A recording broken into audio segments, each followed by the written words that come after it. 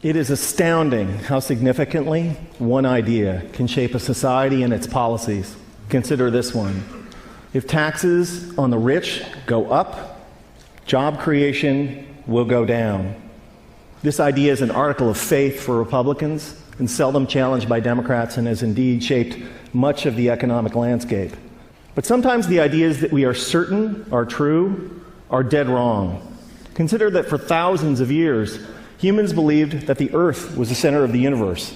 It's not, and an astronomer who still believed that it was would do some pretty terrible astronomy. Likewise, a policymaker who believes that the rich are job creators and therefore should not be taxed will do equally terrible policy. I have started or helped start dozens of companies and initially hired lots of people, but if there was no one around who could afford to buy what we had to sell, all those companies and all those jobs would have evaporated.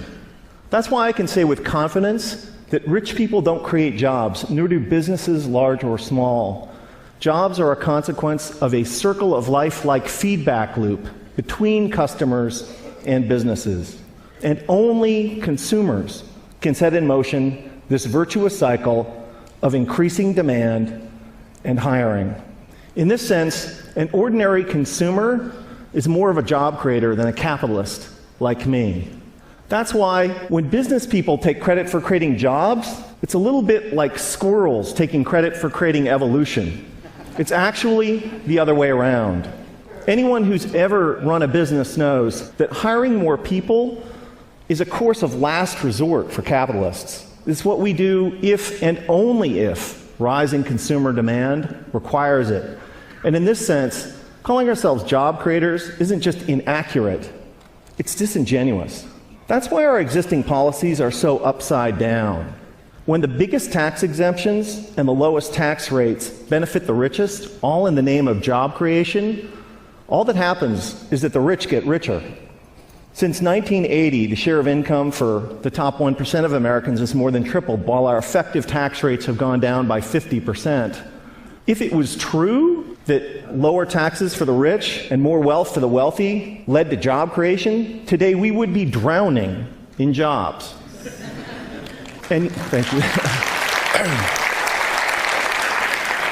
And yet, unemployment and underemployment is at record highs. Another reason that this idea is so wrong-headed is that there can never be enough super rich people to power a great economy. Somebody like me makes hundreds or thousands of times as much as the median American, but I don't buy hundreds or thousands of times as much stuff. My family owns 3 cars, not 3,000. I buy a few pairs of pants and shirts a year like most American men. Occasionally we go out to eat with friends.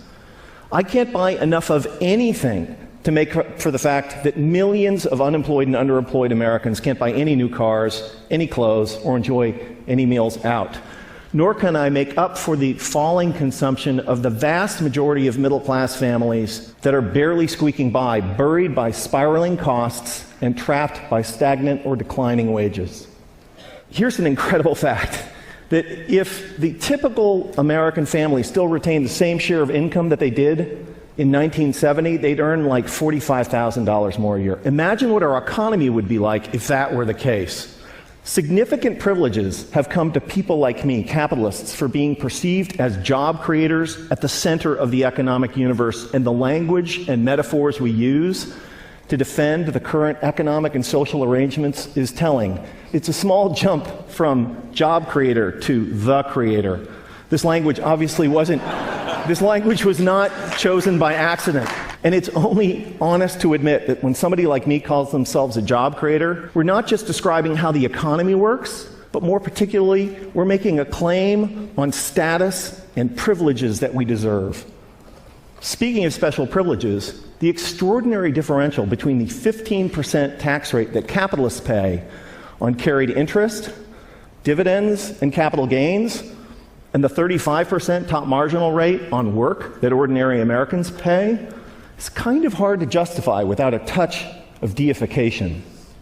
We've had it backwards for the last 30 years. Rich people like me don't create jobs.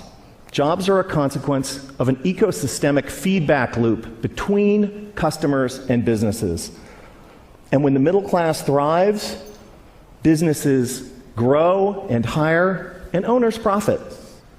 That's why taxing the rich to pay for investments that benefit all is such a fantastic deal for the middle class and the rich.